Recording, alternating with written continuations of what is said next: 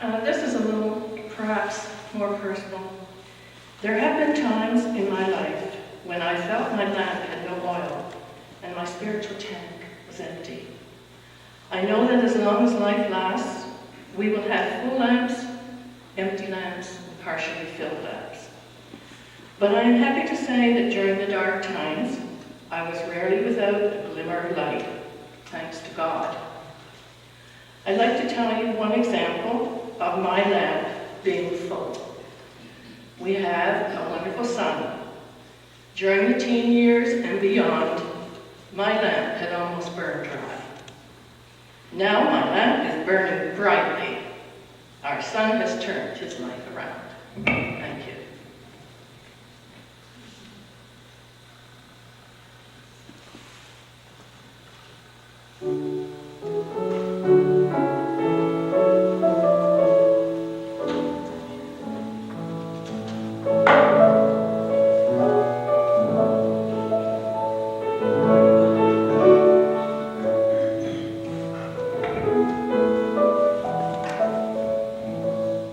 A need to belong, a need to be accepted.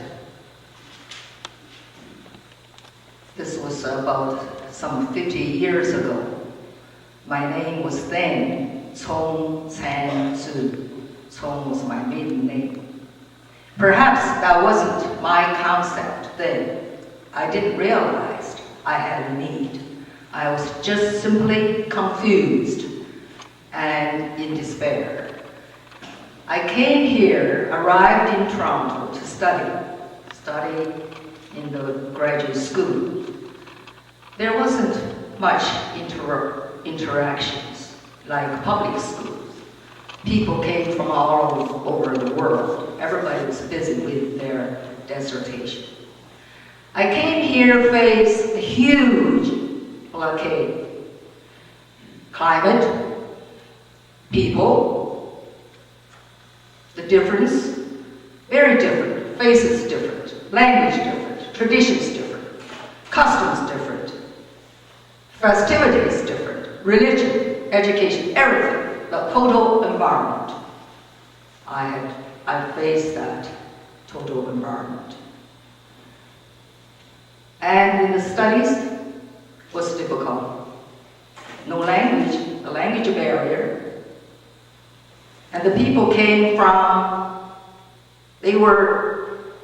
I was in my early 20s, and the people, they're twice as old, and sometimes even older. They were superintendents of education from Sydney, Australia, Kingston, Jamaica, Ethiopia, Congo, India, Sri Lanka, on scholarships. I was the one, the young student. They're busy. So I was lonesome, and I did try religion.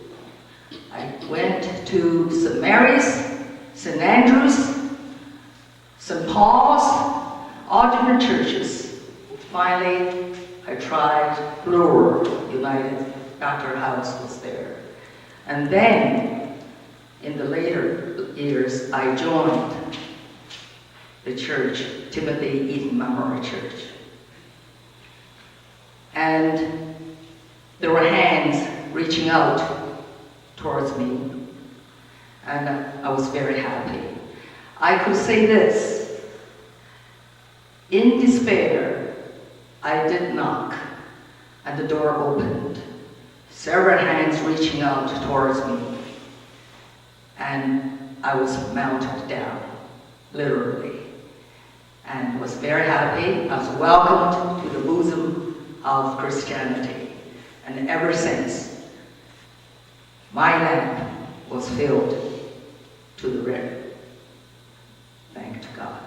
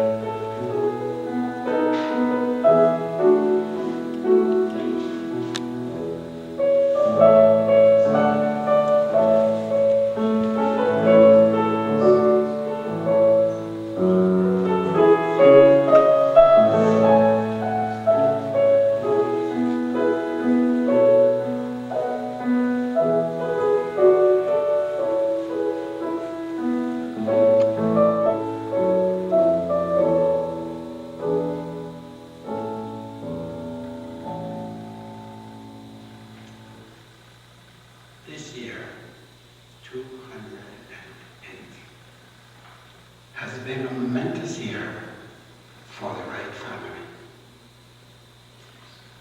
In April, Rita and I celebrated our 60th wedding anniversary. Shortly thereafter, Rita and my oldest son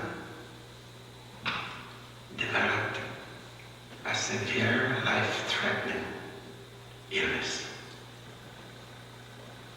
Fortunately, they have survived it. We have been overwhelmed by the spontaneous support and the generosity from every sector of our lives. From the prompt professional medical support from 2 of Toronto's hospitals, and I should add, at times with severe medical sacrifice to themselves. For the many kindnesses, prayers, and good wishes of our friends, this congregation, and the community at large. I'm going to take a liberty here and suggest that if you believe in live angels, then Toronto has quite a number, as well as this congregation. Truly, my land